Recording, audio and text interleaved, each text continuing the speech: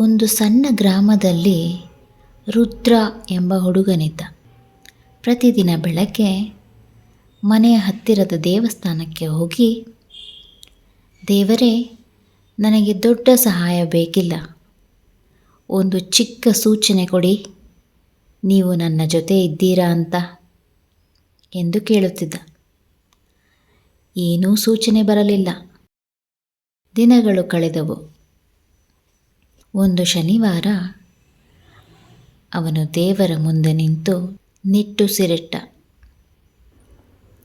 ಇನ್ನು ನಾನು ಕೇಳುವುದನ್ನು ಬಿಡ್ತೀನಿ, ಯಾಕಂದರೆ ನನಗೆ ನಿಮ್ಮ ಮೇಲೆ ನಂಬಿಕೆ ಕಡಿಮೆಯಾಗಬಾರದು ಅಂತ.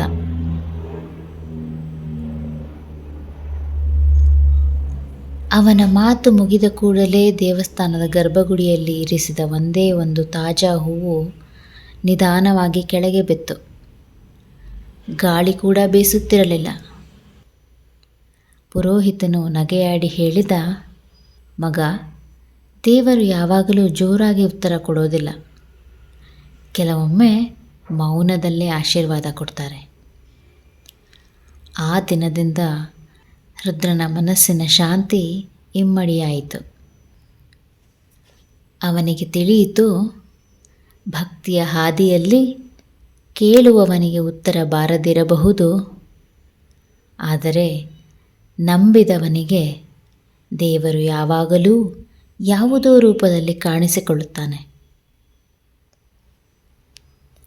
ಇದು ವಾಯ್ಸ್ ಆಫ್ ಭುವನ.